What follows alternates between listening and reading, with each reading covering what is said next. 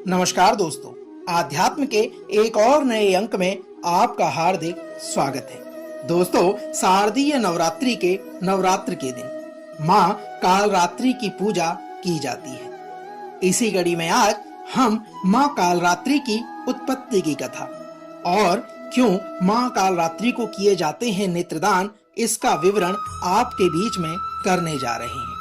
तो आइए आरंभ करते हैं 7वें दिन की कथा, माँ कालरात्रि से जुड़ी यह पौराणिक कथा।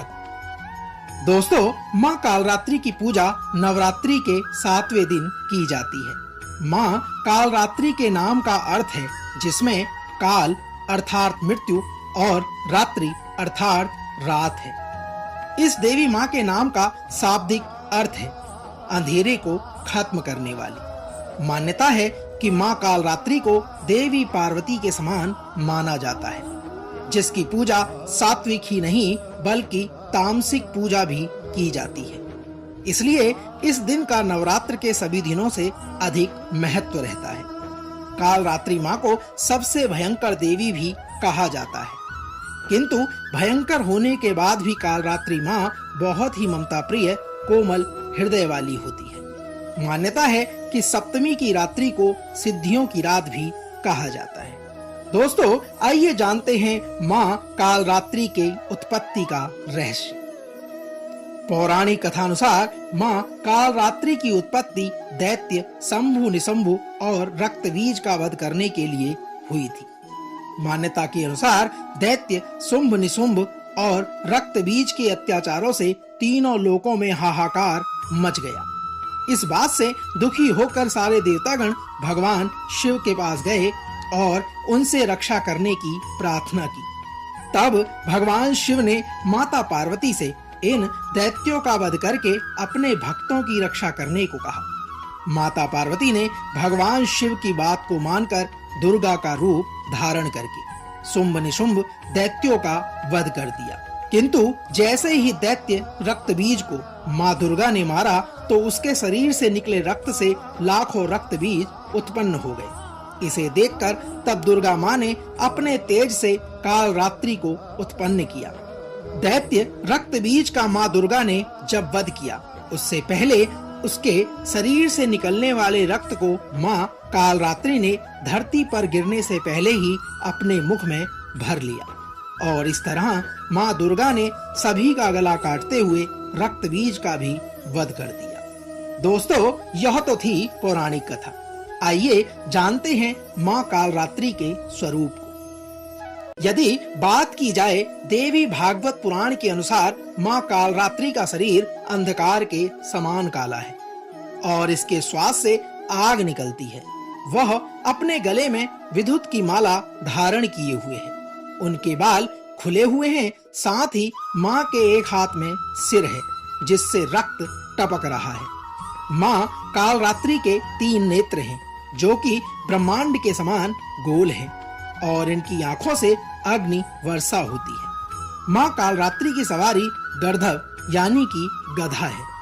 इनको आसुरी शक्तियों का विनाश करने वाली भी कहा जाता है। मान्यता है कि माँ कालरात्रि की उपासना करने से ब्रह्मांड के सारे सिद्धियों के द्वार खुल जाते हैं और सारी असुरी शक्तियां इनके केवल नाम के उच्चारण से ही भयभीत होकर दूर हो जाती है। इसलिए जिस व्यक्ति के ऊपर माँ कालरात्रि की कृपा होती है वह हर तरह के भय से मुक्त हो जाता है। दोस्तों, जैसा कि हमने आपसे विदित किया था कि कथा के साथ हम इस बात का विवरण भी आपके बीच में प्रस्तुत करेंगे कि कालरात्रि को नेत्रदान क्यों किए जाते हैं। तो आइए इसे भी जान लेते हैं। नवरात्रि की सप्तमी में साधक का मन सहस्त्रार चक्र में अवस्थित होता है। कुंडलिनी जागरण के लिए जो साधक साधना में लगे रहते हैं, यह आज सहस्त्रसार चक्र का भेदन करते हैं। नवरात्रि का 7वां दिन तांत्रिक क्रिया की साधना के लिए बहुत ही विशेष महत्वपूर्ण माना गया है, क्योंकि कालरात्रि की पूजा देर रात तक होती है, जो निशा पूजा कहलाती है। ये तांत्रिक पूजा की शुरुआत रात 12 बजे से करते हैं। इसमें कई जगह पशु की बलि भी दी जाती है। यही कारण है कि सप्तमी की रात्रि सिद्धियों की रात भी कही जाती है। इस दिन आदि शक्ति की आंख खुलती है और भक्तों के लिए मां का द्वार खुलता है। इसी कारण तामसिक क्रिया और तांत्रिक साधना में इस दिन मां कालरात्रि को नेत्र दान किए जाते हैं। दोस्तों, अब समय है जानने का कि मां कालरात्रि की पूजा का महत्व क्या है। मां कालरात्रि की पूजा जीवन में आने वाले संकटों से रक्षा करती है। शत्रु और विरोधियों को नियंत्रित करने में मां कालरात्रि की आराधना अत्यंत शुभ मानी गई है। इनकी पूजा उपासना से भय, दुर्घटना, तनाव, रोगों और बुरी शक्तियों का नाश होने के साथ ही नकारात्मक ऊर्जा का असर नहीं होता।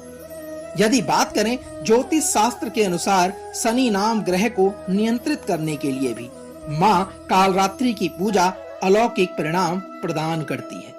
मान्यता है कि मां कालरात्रि भक्त के सर्वोच्च चक्र सहस्त्रार को नियंत्रित करती है और यह चक्र भक्त को अत्यंत सात्विक बना देता है। यह चक्र मनुष्य को सात्विक बनाने के साथ देवत्व तक ले जाने का भी मार्ग प्रदान करता है। इस चक्र का कोई मंत्र नहीं होता। मां कालरात्रि का सिर्फ नाम और स्मरण से भूत, प्रेत, राक्षस, दानव सारे पैशाचिक शक्तियां भाग जाया करती हैं।